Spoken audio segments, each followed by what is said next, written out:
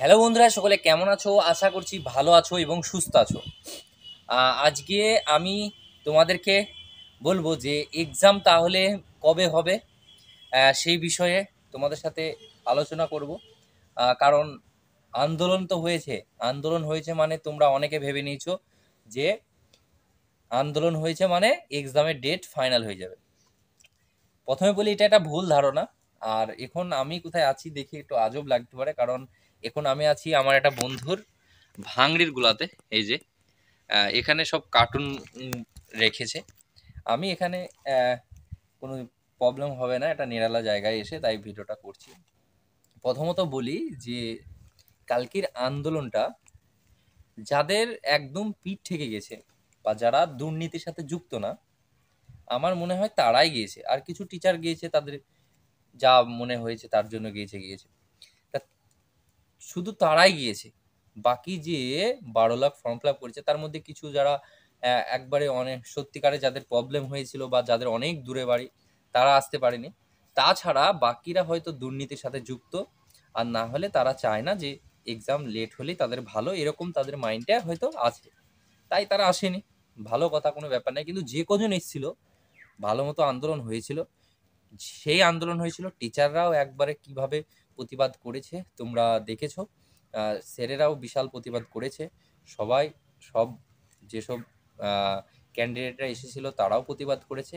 এবার এখানে আগের থেকে কতটা স্টুডেন্ট হয়েছিল সেটা আমি অতটা এটা ধারণার বেসিকে বলা যেতে পারে।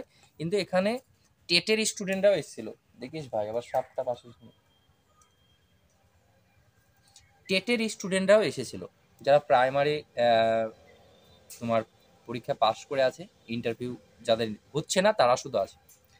আমি বলি যে আন্দোলন করতে গিয়ে বা আন্দোলনের মধ্যে আমাদের একটা, বা যেসব স্যারেরা বা যারা বলছে যে 15 দিনের মধ্যে এক্সাম নিতে হবে, 15 দিনের মধ্যে এক্সাম ডেট বার করতে হবে, এই নিয়ে একটা মানে একটা আবেগপূর্ণ একটা তোমার তুলে ধরা হয়েছিল। আবেগভাবে একটা প্রতিবাদ বা আবেগভাবে একটা স্লোগান দেওয়া হয়েছিল যে 15 দিনের মধ্যে পরীক্ষা নিতে হবে, কিন্তু 15 দিনের মধ্যে কোনোদিনই সম্ভব নয়। এটা নিয়ে অনেকে আমাকে কমেন্ট করছো, দেখেছি। তা এটা একটা, কি বলবো যে আহ, এটা একটা আবেগ ধরতে পারো। এটা ভেতরের কষ্ট বা আবেগের মধ্যে এই স্লোগানটা তোলা হয়েছে। যেই বা যে যারাই দেখ, এটা আবেগ থেকে, এটা নিয়ে সিরিয়াস ভেবো না। 15 দিনের মধ্যে কোনোদিনই এক্সাম হওয়া সম্ভব নয়। এরপরে তোমাদের বলি যে এই যে আন্দোলন হলো মানেই এক্সাম হয়ে যাবে, এটা কিন্তু ঠিক নয়। বোঝা গেল? পিআরবি বোর্ড থেকে আরম্ভ করে ওয়েলফেয়ার বোর্ড সব কিন্তু বলে দিয়েছে ওবিসির প্রবলেম মিটে গেলে সঙ্গে সঙ্গে পরীক্ষা নিয়ে নেবে। তার মানে ওদের কোনো প্রবলেম নেই। যেদিনই ওদেরকে বলবে, ওরা তো নেওয়ার জন্যই বসে আছে, কারণ অনেক ভ্যাকান্সি আছে। ওদেরকে যেদিনই বলবে সেদিনই ওরা এক্সাম নেবে। ওরা তো পুতুল হয়ে বসে আছে। ওই পুতুলটাকে নাড়াচ্ছে কে, নাচাচ্ছে কে, সেটা আমরা সকলেই জানি কম বেশি, তাই না? কিন্তু হয়তো অনেকে প্রতিবাদ করে, অনেকে প্রতিবাদ করতে ভয় পায়, বা অনেকে চুরি পরে বসে আছে। বোঝা গেল? তা এটা যদি করতে থাকে আর ওদেরকে যদি এইরকম করে আশকারা দিয়ে মাথায় তুলে দেওয়া হয়, তাহলে তোমার জেনারেশন কি, প্রত্যেকটা জেনারেশন যে কি যে অবস্থা হবে সেটা এখন বুঝতে পারবে না।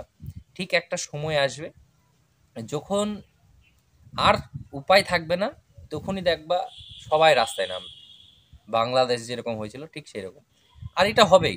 আমার জেনারেশন না হলে, আমি যদি আমার আমার লাইফে যদি আমি না দেখতে পারি, আমার পরের জেনারেশনটাও যদি এরকম হতে থাকে, একদিন খুব বড় একটা সম্মুখীন সবাই পড়বে।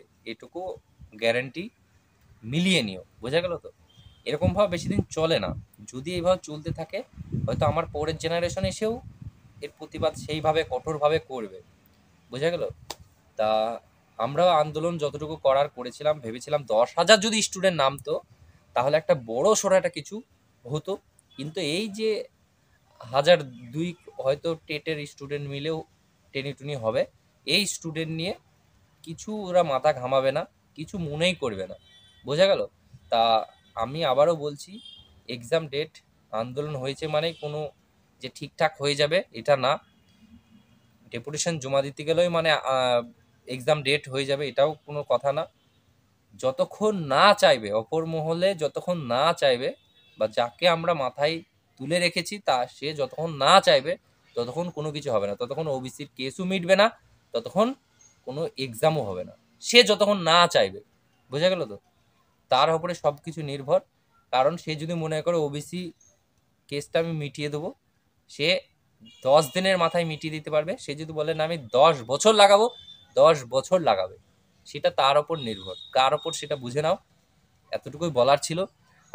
আমি তোমাদেরকে বলে দিলাম যে যারা নেগেটিভ বার্তা অনেকে ছড়াবে যে এই যে আবার এক্সাম ডেট দিয়ে দিল, এরকম বলে অনেকে নেগেটিভ বার্তা ছড়াবে, বা আন্দোলন হলো মানে পরীক্ষার ডেট প্রকাশ হয়ে গেল, এরকম বার্তা যারা ছড়াবে তারা একদম ফেক। এখান থেকে সাবধান থাকবে, পড়াশোনা চালিয়ে যাও। আন্দোলন যতটুকু করার যার যতটা সামর্থ্য পারলে করবে। প্রতিবাদ সবসময় প্রতিবাদ সবসময় থাকবে, সৎ পথে সবসময় থাকবো। বোঝা গেল? এতটুকুই বলার ছিল। সবাই ভালো থেকো, সুস্থ থেকো। আন্দোলন চাওনি, ভালো কথা। এখন বুঝো, বাড়িতে যারা পড়ছো পড়ো। তোমরা হয়তো পড়া কামাই হবে বা অন্য কোনো প্রবলেম হবে বলে যাওনি, ভালো কথা। পড়ো, পড়ে যদি চাকরি পাও তা ভালো। তুমি ভেবো না যে তুমি পড়েও আবার চাকরি পাবে। আজ তোমরা দেখেছো যে কলকাতা পুলিশের 100টা ক্যান্ডিডেটকে ওবিসি মানে এসটি কার্ড নকল করে ঢুকেছে, সেই সব ক্যান্ডিডেটকে বাদ দিয়েছে বা বাছাই করেছে। তারা যদি আজ দুর্নীতি করে না ঢুকতো, তাহলে যারা 2-1 নম্বরে বাদ গিয়েছে তারা কিন্তু পেয়ে যেত। যারা পয়েন্ট কিছু সামথিং নম্বরের জন্য বাদ গিয়েছে তারা পেয়ে যেত। তাদের লাইফটা যে এতদিন নষ্ট হলো, তাদের লাইফটা নষ্ট হতো না। এটা কিন্তু প্রতিবাদ বা এটার কষ্ট কিন্তু কেউ বুঝবে না, এটা দেখবেও না কেন হলো এরকম।